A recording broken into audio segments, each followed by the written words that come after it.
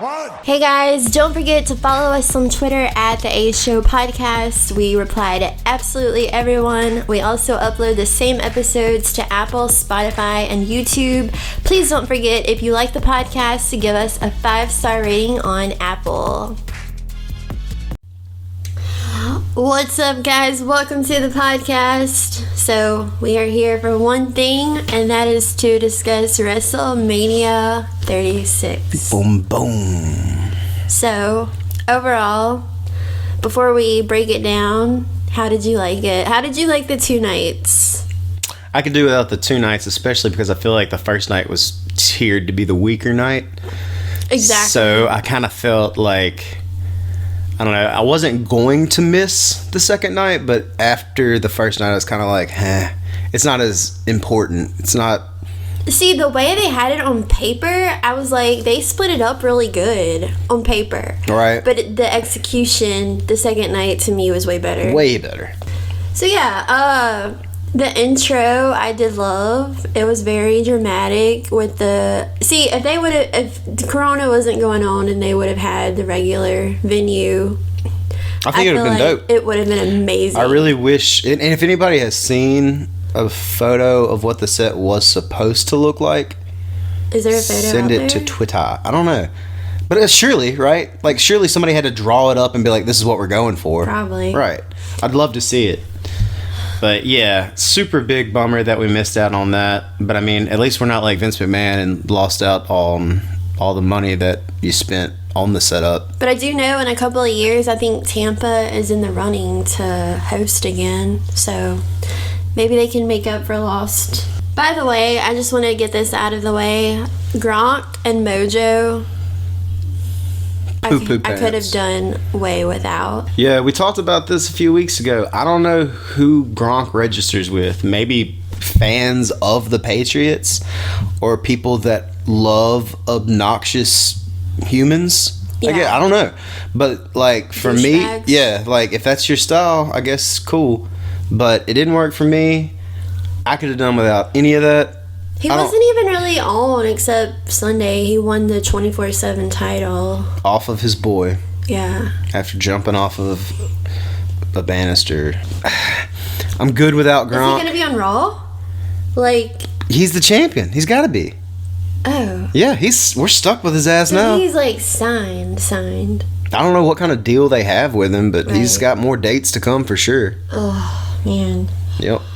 Alright, well, let's start off with Saturday night. By the way, they did bring back JBL for commentary, which I did enjoy. Yeah, it's always nice and refreshing. That's the thing about... Oh, by the way, a little breaking news. WWE changed roles for Cole. He'll still be doing the announcing, but he is now the VP of commentary for WWE. So I'm assuming he's going to have more of a role.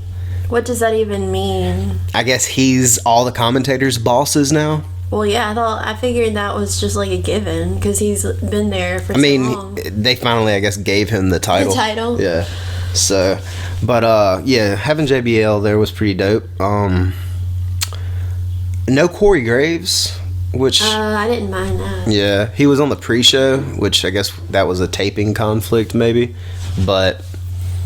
Yeah, I'm with you. I was fine without Corey Graves. So, Saturday night, we saw Cesaro versus Drew Gulak. Cesaro won this match. So what is the origin of Drew Gulak? Gulak started off doing a lot of smaller independents, kind of worked his way. He almost was like the Daniel Bryan after Daniel Bryan. Mm-hmm. Just a smaller guy, real technical. He just don't have the charisma of Daniel Bryan, but I think his first shot at the WWE was the 205 Cruiserweight Championship tournament thing. Yeah. That's where he debuted. I liked watching him. Him and Cesaro have great chemistry. I would actually like to see Cesaro leave the company. I think a lot of people would, except for WWE stans. The thing is, Cesaro, he just has never been given that opportunity to really shine. Right. I mean, yeah, one of the things about Cesaro is that, like, he obviously can't talk. Like, he can't do a promo. True. But how many times have... I mean, like, there's ways around that. Like Paul Heyman. Right. Like, Brock Lesnar is a perfect example of a person that can't talk and cut a promo. So, part of it's just... We need more managers. I agree with that. I like the old school, like, manager, you know. When we get there, I'll talk about it. But one of the things with the Sunday night was Selena Vega and Austin Theory. Yeah. And I was like, it doesn't make sense because they're just throwing him in there and it's like, whatever. But if Selena's new gimmick is kind of this, look, I just go after free agents that I think are the best, and I'm going to bring them here and let them, win. So I kind of dig that. But yeah, I agree with you. I think you got to have more managers. It just helps tell a story. Yeah. So then we have Alexa Bliss, and this is on the main show, the first match. Alexa Bliss and Nikki Cross versus the Kabuki Warriors for the Women's Tag Team Championships. And so we were both saying why did they start with this match? Yeah, it was a strange start. Nikki Cross really shined in this. Kabuki Warriors lost, unfortunately, so I don't know where they'll go with them now. WrestleMania started off with a -5 stars for me. Because of the Kabuki Warriors losing? Match wasn't terrible, wasn't great either, but Kabuki Warriors losing, nope, not for me. And there was no green mist from Asuka. Like, what are you doing? So yeah, that one was just kind of eh. And then we have following Corbin versus Elias. This was my bathroom break. You thought it couldn't get duller? Just you wait. Yeah, I mean... Who won? Elias won. Yeah, Elias won, and we heard his theme song for like the third time in his career. So then after that, we had Becky Lynch versus Shayna Baszler for the Raw Women's Championship. This was the third match, and I was really disappointed because I wanted this to main event or like at least go on second to last. Because I just like looking forward to Becky's matches. So Becky ended up winning, and I thought she was gonna lose going into it just because of like the vibe, and I don't know why. But then Jared brought up the point that like nobody wins their first Mania match. Never. And then that never occurred to me. Yeah, Vince hates people. He's a piece of shit, and he never lets you win your first Mania match. But there are examples of people that have, but it's pretty rare. See, I never thought of it like that. Like Ronda got a W, but it was a tag match too. It was like a gimmicky. Yeah. But yeah, very rarely. Yeah. So I hope they keep going with this. But they have to. Yeah, but it didn't work for me when they started off with the biting of the neck, and then the goal was we're gonna make her seem like the most credible threat to Becky's championship. So then they have the what's the cage match thing? Elimination Chamber. They have the Elimination Chamber, and she dominates and like rips through everybody, and that was their way of saying, "Oh wow, what a monster." I needed more than that. They're branding her as the cage fighter. Right. And if you're a fan of NXT and you've watched it, you're kind of like, but she's not. Like, we've seen her already for a year and a half. She's not what you're telling us she is. She's a bad bitch. Yeah. But she's not what you're telling us she is. She's the baddest bitch in the trailer park. Right. Yeah, right. So why are you punishing us for watching NXT by making us feel stupid that you've kind of changed her character around? Yeah, I mean, they always do that. I know, it's ridiculous. The match ended with Baszler going for the rear naked choke, and as Becky started falling out, she rolled backwards into a pin. 1, 2, 3. Becky kind of how she won last year. Yeah. Ish. Similar. Yeah. So they'll keep going with it. Baszler will do the whole like, oh, you got lucky. I had you dead to right, and you just rolled backwards, and I slipped up. You didn't beat me. I beat me. Yeah. But perfect way to go with it. Yeah. So next we have Jared. This was your most anticipated match. Sami Zayn versus Daniel Bryan for the Intercontinental title. I'll let you talk about this one. I've never been more disappointed in my entire life. First of all, I got super pumped when it came out because I said what I said, that this could be one of the greatest matches of all time in WrestleMania history. So I get crunk when I hear Daniel Bryan's music, and then I'm thinking to myself, oh my God, they might even give us Sami Zayn's music, because they never give us Sami Zayn's music when he's a heel, because everybody sings it, and you can't sing the heel's music, because then people might like him, which is the most 1980s shit I've ever heard. So we get Sami's music, and I'm singing along, I'm jumping around the house, and the match just didn't work, period. They set it up to where the heels got out or put out for a moment, and they were gone for 8 minutes. And Cesaro took one bump and was gone for 8 minutes, and it was you just had a match and could get up every 30 seconds after you would take offense. And now, so I don't know, I was really disappointed, and I probably gave this a worse grade than it should have gotten, simply because how disappointed I was.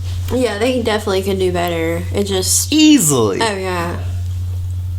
I wasn't really into it that much either. But Sami with the dub after a... Oh, yeah, Sami. Helluva kick. Sami won, which shocked me. Hit the Helluva kick. I thought that Daniel Bryan would go over, but... I think we'll keep going. You know what? I really want to see a good story and long-term feud with Daniel Bryan and Drew Gulak.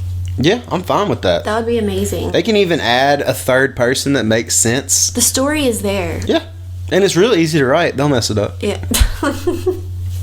I like how you just casually said that. Dude, I was calling everything last night. Yeah. Everything before it happened. I'm like, this is going to happen. This is going to happen. That's why I'm so hard on WWE. I've watched it for so long that I know what they're going to do.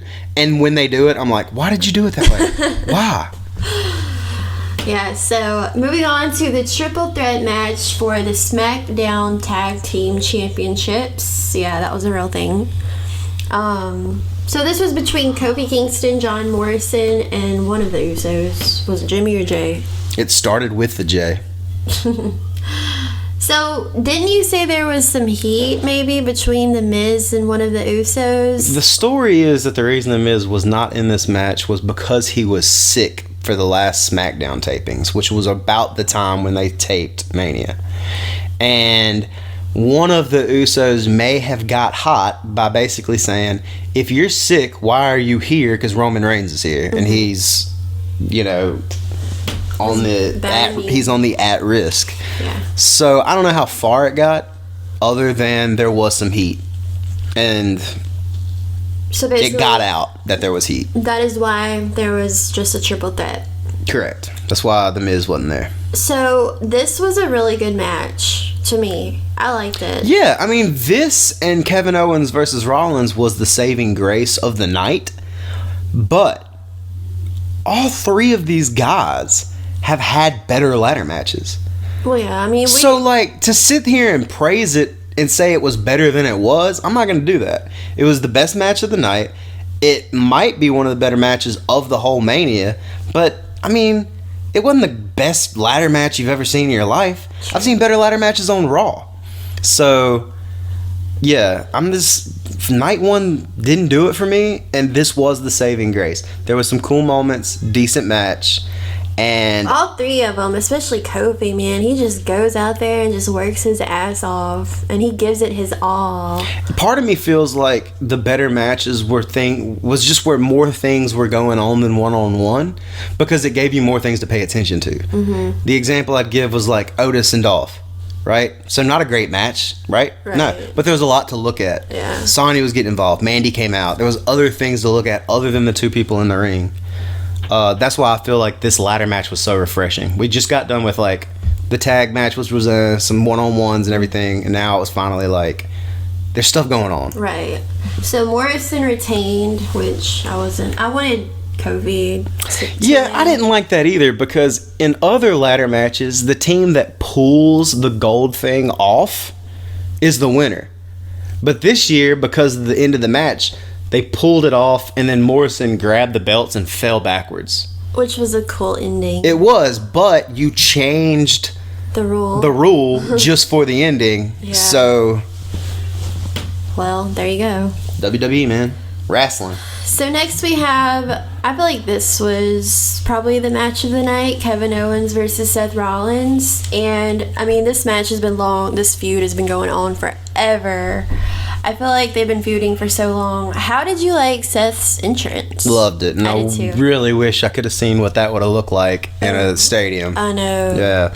But the big bummer was that it almost worked out for Seth because Buddy Murphy, another guy that may have corona, was not at the tapings. And then one of the AOP being injured and out for a while. So he's down to one guy. So it's kind of a blessing that this happened for the sake of this storyline. Yeah, do you like that? I like the word. Yeah. So Apropos. basically, Seth purposely hit Kevin Owens with the bell to get himself disqualified. And then Owens got on the mic and told him to get back in the ring for a no DQ match. And he complied. And then, did you see where Seth called Kevin a fat piece of shit? Yes. Dude. Love that. I also love when Seth was looking at the referee and going, I can do whatever I want. I can do whatever I want. Whatever I want. Dude, I'm loving Seth as the Messiah character. Oh, yeah. He doesn't get enough credit right now. Like weeks ago I said, like, how crazy is it that somebody's doing a blasphemous gimmick and nobody's even, like, giving him heat? He's reinvented his whole heel. Yeah. persona. He's such a good heel. Yeah. So obviously the biggest spot in the match was where Kevin Owens jumped off the Mania sign with Rollins on the table. I mean, that was like the biggest spot of the weekend, I feel like. And then he beat Rollins with a stunner. So this was a great match. We'll see where it goes. Tom Phillips did say on commentary that Owens has finally gotten rid of Rollins. Like, he's finally put that behind him now. Exactly. After the win. I feel like this feud should be over. It's time. You could go further with it just because of who they are. You could, but you should not. No. They both need to move on. I agree. Alright, now we have this shit show. Goldberg versus Braun Strowman. And I'm going to be honest, I don't know if there are two competitors that I hate more in the ring at the same time. So after 4 power slams, Braun wins the Universal Championship. Yeah. Braun Strowman, the Cracker Barrel of wrestlers. It's never bad, but it's never really that good either. And then Goldberg looked like Keto Santa Claus. Just gray hair everywhere. Goldberg, it's not 98 anymore, bro. We've got 4K. Yeah. You look terrible. Shave your chest. Honestly, I've said this before, I'll say this again. If there was one wrestler from the past, present, and probably the future that I hate the most, it's Braun Strowman. Wow. That's a bold statement. The only time I liked Braun Strowman was when Brock Lesnar punched him in the face for real. Oh, yeah, at the Rumble. Yeah. But I mean, so if we look at this, we can understand that it looks like the idea was for Roman to go over on Goldberg quick, and then his next feud be against Braun. So they had to take Roman out of that situation, put Braun in first.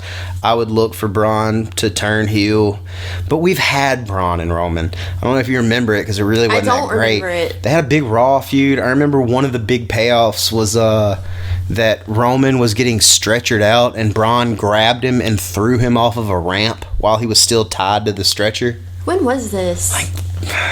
A few years ago, when Braun naturally turned into a face. He was a heel, but then people started liking it because he was going through and just breaking shit and beating people up. So around the time where there was like the Braun, Brock, Roman triangle, that was about where this all started. So yeah, I saw on Twitter, remember when Braun was shitting on indie wrestlers for not being able to like pay their way or some shit? So people were like, of course Vince is gonna put the title on him for shitting on indie wrestlers. Like, that's music to Vince's ears. Even though it's crazy because Braun was like, I wasn't making enough money doing strongman, so I became a wrestler. Homie, I'd still say that you calling yourself as a wrestler is a little loose. Yeah. Anybody can go around screaming with their hands up and run around the ring running into people. So, and the hair's looking bad. Braun's shaving his head in the next year and a half. Well, I don't know. You know, with Roman being out, I wonder if he'll be back on SmackDown. Roman's situation is very interesting because he's out until the foreseeable future. He can't do this while this is out. Like, so... Corona. Right. So, or what do they call it? Unforeseeable circumstances? Yeah. Wait, I didn't watch SmackDown. How did they write? Oh, you ready for this? It's actually really good. You ready? All right, so they didn't. What do you mean? They didn't. They didn't do anything. They didn't do anything. They didn't address Roman not being there? I think they just announced, because of unforeseeable circumstances, that it was changed. But the go home SmackDown never mentioned it. The week before that, they mentioned that it was still happening. But I gave them some credit, because Roman was announced that he wasn't coming to Mania on Thursday. The next SmackDown obviously was Friday. I was like, all right, so maybe they couldn't do anything. Yeah. But then when the following week, still nothing, and then Triple H goes on Ariel Helwani's podcast and says, we've changed the match in a unique way. Roman's going to be put out of the match in a unique way. And he wasn't. It was just a lie, straight up. Like, it's piss poor. All right, let's move on to the main event of Saturday night. AJ Styles versus Undertaker in the Boneyard match. So, a lot of people really liked this. How did you like it? This is going to be like the Kabuki Warriors match, where when we get to the end, it ruined it for me. Mm-hmm. It was okay, though. I'm not going to say it was terrible. I liked the beginning when AJ came out of the coffin, laughing and everything. I did like that, yeah. So, story, I guess, kind of makes sense where... I don't know. Like, I take it for what it is. My problem with it is, why does The Undertaker need this? He doesn't. Right. It's starting to, like, piss me off. Like, why are you putting down, like... I don't know. It's just so weird to me that people like Triple H and stuff don't see, or excuse me, Vince doesn't see that none of this matters. No one's buying a ticket to WrestleMania for one person. Nobody's buying a ticket unless you're buying it for your little child who wanted to see Cena back in the Gap. Yeah. But that's done now. If you're going to a WWE show, Raw, SmackDown, pay-per-view, whatever, you're going for the whole experience. So the fact that he's still looking at these things and saying, like, we need this draw is wild to me. Because I don't see it happening. I don't understand. Dude, WrestleMania tickets are way too expensive to go for one person. Right. It just doesn't make any sense to me that they still feel like they have to bring this out when every year since, like, 2015, we've been like, it's hard to watch. And AJ is no spring chicken, so I felt like it was a waste for AJ to feud with Taker. Because, like, granted, this whole thing was cool, but if they were to have a regular match in the ring, then it wouldn't have been great. I feel like they've ruined AJ every time anything's happened. The beginning had the big Royal Rumble spot, didn't really do anything with it. The rest of his career kind of, had moments where he was SmackDown champion, but that doesn't matter. We see that. They just gave the SmackDown championship to somebody because another dude is sick. So, like, we see that doesn't matter. Then you bring in the OC, you got the Click, right? You don't do anything with it. Like, AJ looks as weak as you can possibly look right now. And I just don't know where they go with it. I guess, I don't know. Maybe you get Edge next? Because, like, Taker's not going to be on Raw. Right. So maybe you get AJ Edge next, and it's kind of like, it'll be cool because it's new, but AJ's not a threat anymore. I don't understand why AJ keeps getting opportunities. I feel like AJ is still a threat. In your head, because you know how great AJ is at being AJ. But if you're looking at the show and watching it, based on what you're seeing, why would you think he's a threat? That's like if you watched the NFL and the week one of the playoffs started and the Bengals had a wild card. Because he's AJ Styles. Okay. Cool. You going to let the Patriots get a wild card spot in the NFL next year since that's Bill Belichick? I guess we view it differently. I will give them credit on the whole production of the match. I mean, it was like they had all the fire. Production was decent. Editing was decent. Adding that music and stuff was cool. Yeah. Other than that, just a lot of grown men grunting. We had to watch The Undertaker go through COVID, which was tough. Oh, yeah, he was grunting a lot. Yeah, but kind of a goofy ending and one of those where it ended and I was like, all right, but all for what? Mm-hmm. Yeah. Yeah. So. All right, let's move on to Sunday. So Sunday was a lot better. We got Charlotte versus Rhea Ripley. This was the first match of the night. I love Rhea's gear. I think it was an ode to Vegeta from Dragon Ball Z. See, I couldn't figure out if it was Dragon Ball Z or like Sailor Moon. It did look like Sailor Moon too. So this match was very, very good. It was just two alpha females fighting in the ring. There were a lot of great moments, and the match lasted, I feel like, almost 30 minutes. It was better than, I'll have to admit this, it was better than Becky Shayna. Charlotte ended up winning, which, you know. Well, why? Because it was Rhea's first Mania. You never win your first Mania. But yeah, I was happy with this match as a whole. Now, where do we go with Charlotte being the NXT Women's Champion? I think this is brilliant, right? So it's kind of like Rhea lost, but it's not going to lose any steam because she lost on an away field. She lost in Charlotte's domain. So now Charlotte has to go to NXT and beat Rhea in her domain. So it makes everybody look strong. It doesn't this is the opposite of the Undertaker AJ. Yeah. It's writing a story to where no one looks bad, no one looks worse than when they started. True. So you think Charlotte obviously goes back to NXT for I'll say whenever the next pay-per-view is for NXT, the main event is Charlotte versus Ripley. Yeah. Straight up. Oh, it'll be excellent. Yeah, and it doesn't matter if Tommaso's fighting Johnny Gargano again. It doesn't matter. He knows how big of a star Rhea is, and that will be the main event. Yeah. Aleister Black versus Bobby Lashley. I don't even know why this match really happened.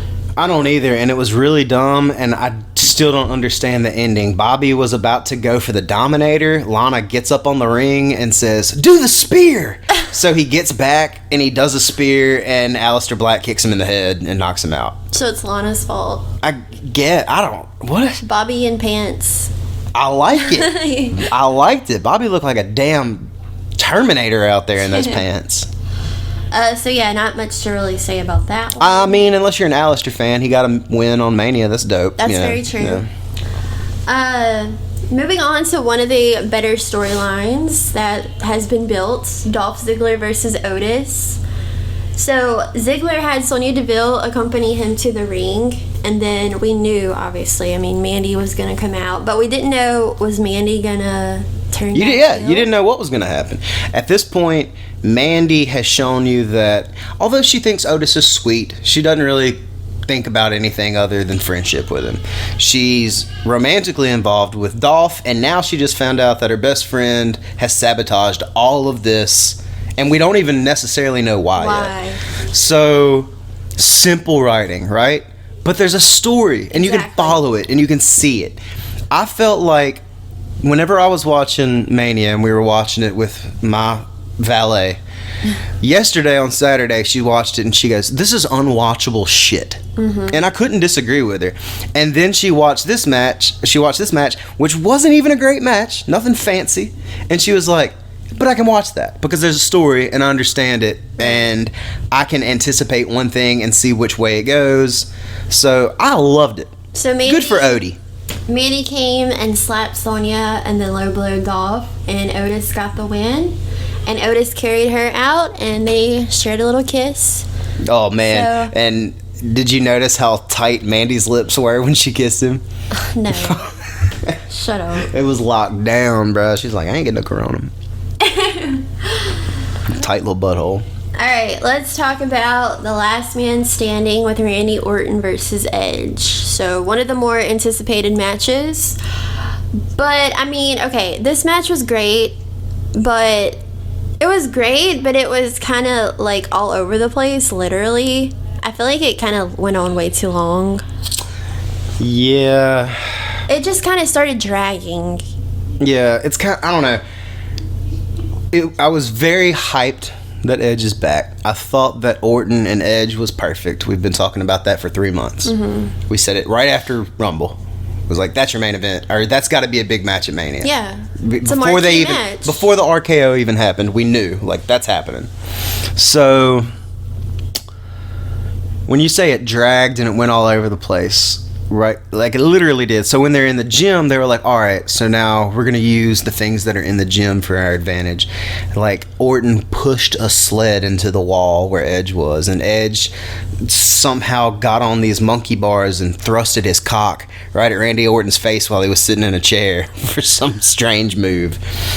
And then like they went up to an 18-wheeler and fought on top of it. And then Edge hit a concerto on top of it. Remember that, like the ending? Yeah. So it was like, I've seen the concerto 100 times. Mm-hmm.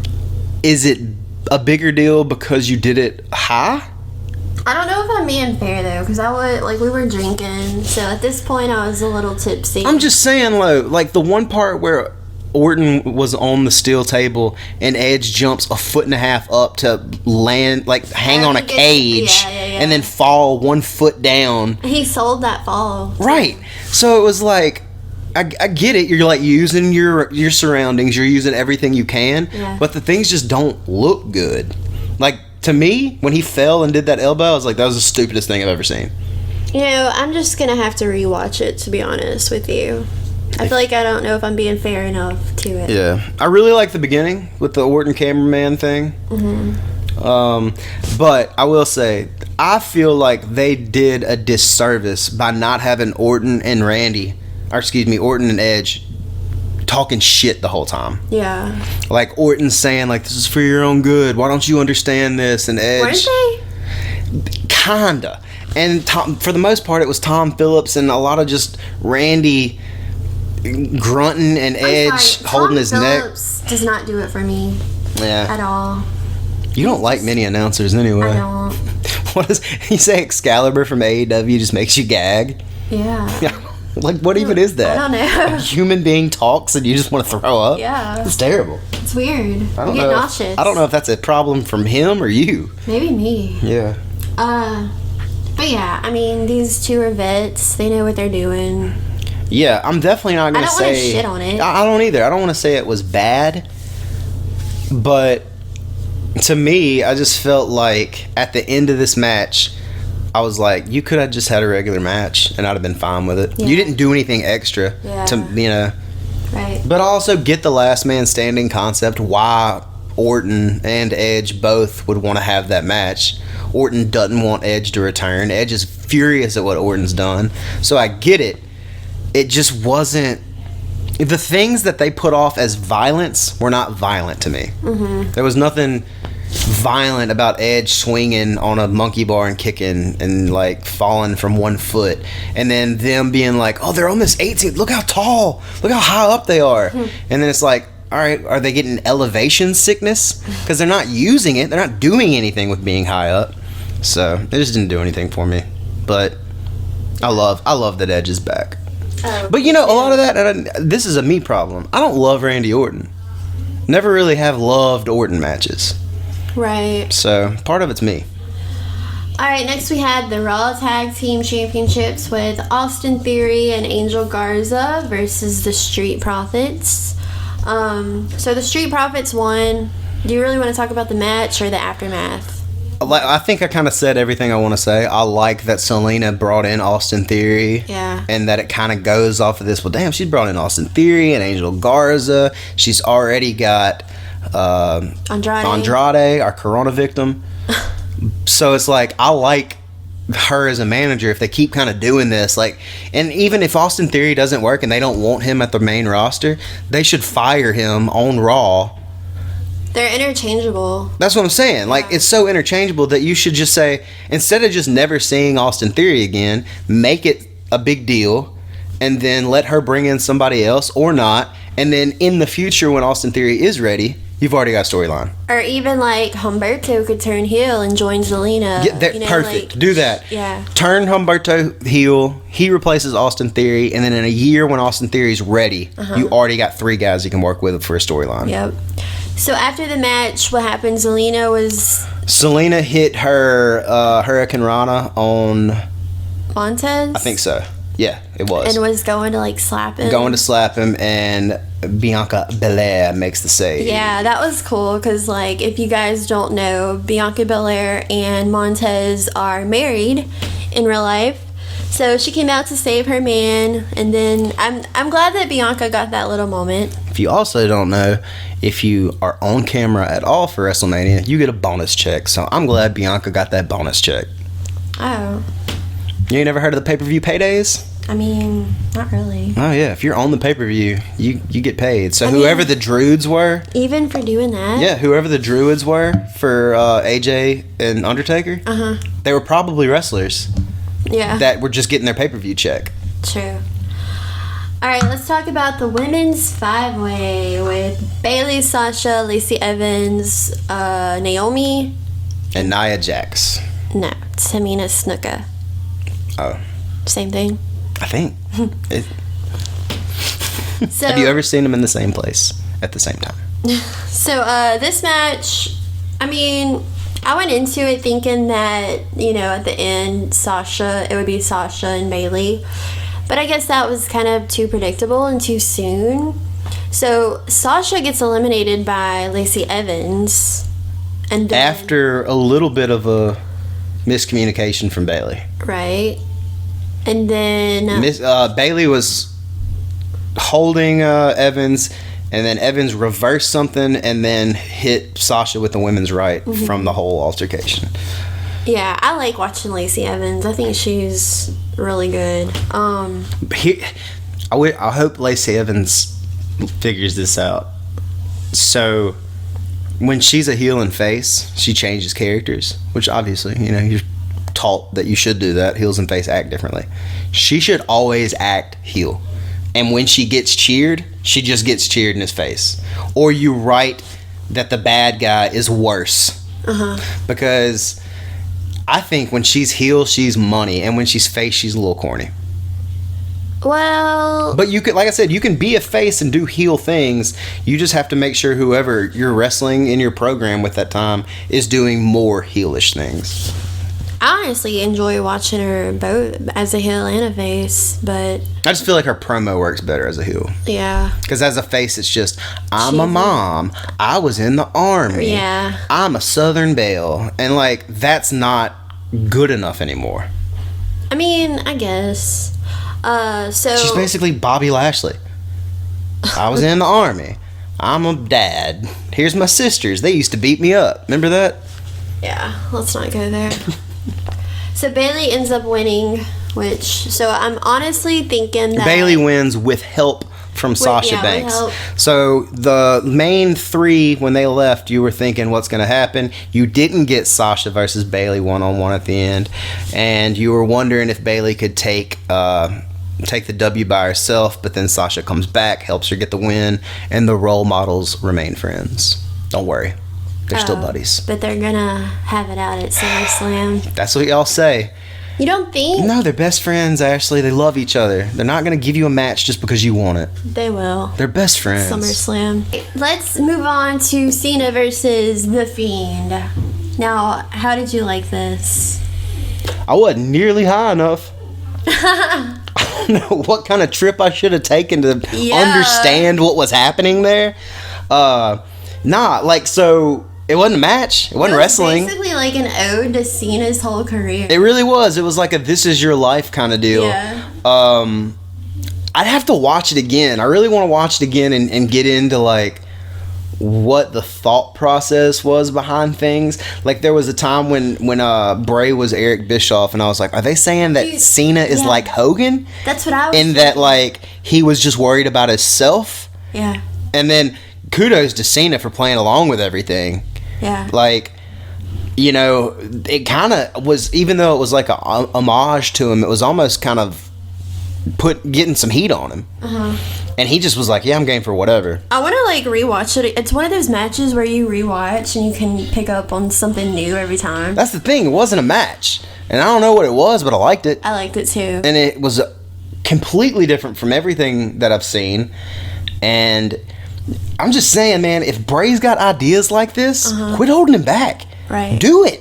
Yeah. Quit saying I don't know if that's going to work, Bray. Quit all that shit. You've got this mind that created this, and you made him job to Goldberg? Yeah. What are you doing? Yeah. It was way better than the Undertaker, AJ. It was, I mean, I saw a lot of people talking about it on Twitter. They seem to really enjoy it. I just think I really want to rewatch it before I really, judge it. I agree. And what would be the biggest bummer of all, and is what I think it's going to be, I think it's just over. Well, yeah, I don't think Cena's coming back. And I hate that. Because now I'm like, give me this all the time. Right. Well, I wonder who The Fiend will feud with. Right. Next. And what does that moment do for the next feud? Because that's what really matters to me. I think what that moment does is, so the Fiend character was built from him losing to Cena at Mania 30. Okay. And so now that he beat John Cena at this Mania, he's kind of like asserted himself more into the Fiend character, and he now he's gonna be like on this high, and he's gonna the Fiend character is really, really gonna take off even more. So I feel like that's how I'm viewing it. Yeah, it's gonna be really interesting what they're gonna do with the Fiend character, especially if they make Braun Strowman a heel, because then you have two monsters. Yeah. So it'll be interesting what they do there. But yeah, if you haven't seen Cena Fiend, try to watch it, and watch it, then rewatch it. Yeah, and do what I did with the Tiger King. Go in blind. Don't read about it. Don't know what you're gonna see. Just watch it. Yeah. That's it. That's it at its best. So now for the WrestleMania main event: Brock Lesnar versus Drew McIntyre. Now by this point I was drunk. But, so I don't really remember much from the match. What? Did Drew, Drew hit a Claymore. Yeah. Brock kicked out at 1. Right. Brock hit a F5. Yeah. Drew kicked out at 1. Brock hit a F5. Drew kicked out at 2. Couple slams, couple suplexes.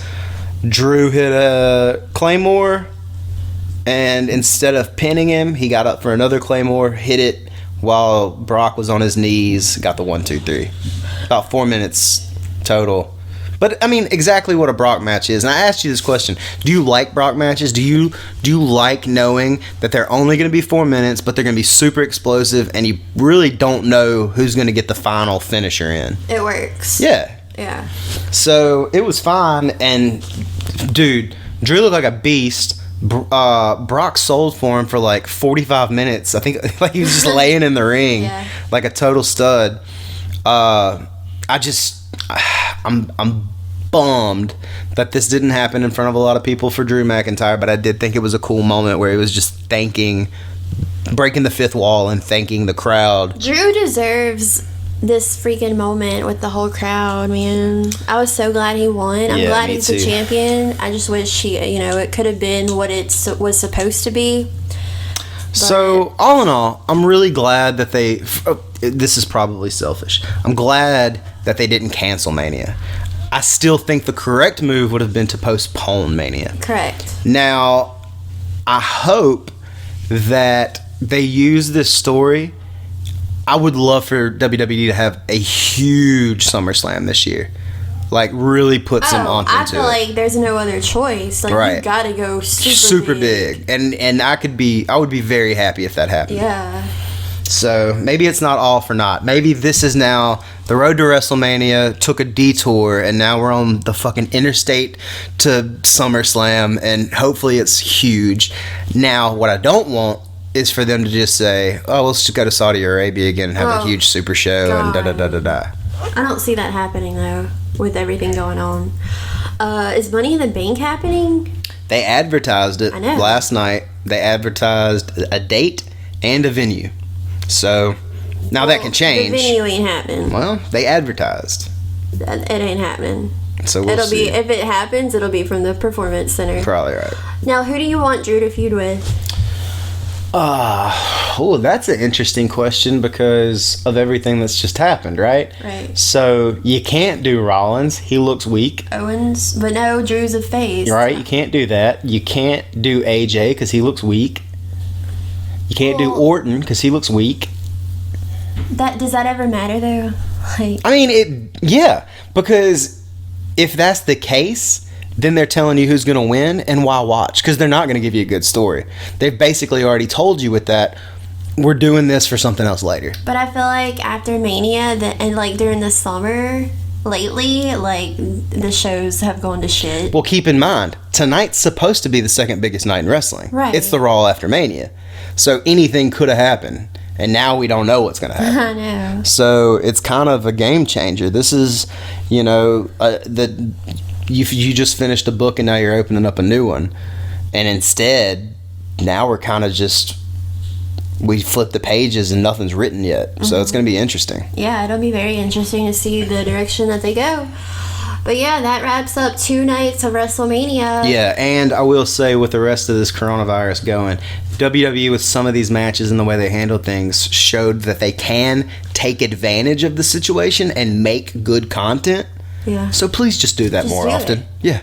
Just make more good content. Hire more writers if you need I don't even mind you showing a pay-per-view for an hour, but the other hour, make it good. The thing is, their excuse is, well, we have too many shows, so many hours of content that we have to write. Then hire more fucking writers. Dude, I can't hear that excuse anymore when y'all have 30 writers and AEW has 0. And they put out storylines. Yeah.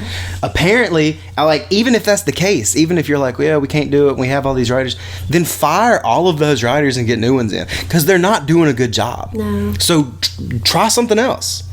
Yeah. But the problem is, and Paul Heyman said this, in meetings, Vince doesn't want that contrarian there. Vince doesn't want that guy to say, that's not a good idea and this is why.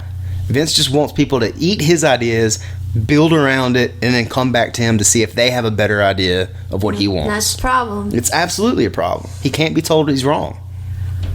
Well, there's our Mania podcast in a nutshell. Now, it wasn't the worst Mania of all time. No. Saturday, I would have said that it was working on it, but it ended up not being the worst. Sunday Mania. was way better. So much better. Yeah. Also, given that next year we'll have an audience, do you prefer the 2 nights, or would you want to see it along one night? I think I'm cool. Well, the problem with 2 nights is people that are buying tickets. I'd hate for somebody to spend $700 and only get half of a show. And you don't even know who's going on what night. So it's almost impossible That is to very really true. do. But I would rather 2 nights than 7 hours in a Sunday where the first 3 hours don't even matter. Yeah. But you have to watch it because you might miss something. So you can't not watch the first 2 hours because your favorite show might be on the pre-show. Mm-hmm. Our favorite match. Or what if they would have it 2 nights and the ticket holders come back for both nights? If they did that would be great. Cool. Yeah, it would be really good. That would be like... Now, would the venue do that? Because now they're working twice as much for the same payout. That's true. So there's a lot of logistics. Right. Yeah, so we'll see what happens next year if they stick with the 2 nights or, you know. I doubt they do, though, because now you just have this history that NXT Hall of Fame, that's all before. Yeah, I doubt they do, too. I feel like that's why they did it 2 nights tonight, because they knew, oh, well, now we're not doing Hall of Fame, now we're not having the NXT show, so let's just put it on 2 nights. Yeah. All right, with all that being said, thank you guys so much for tuning in, and we will talk to you probably next week. Ring the damn bell.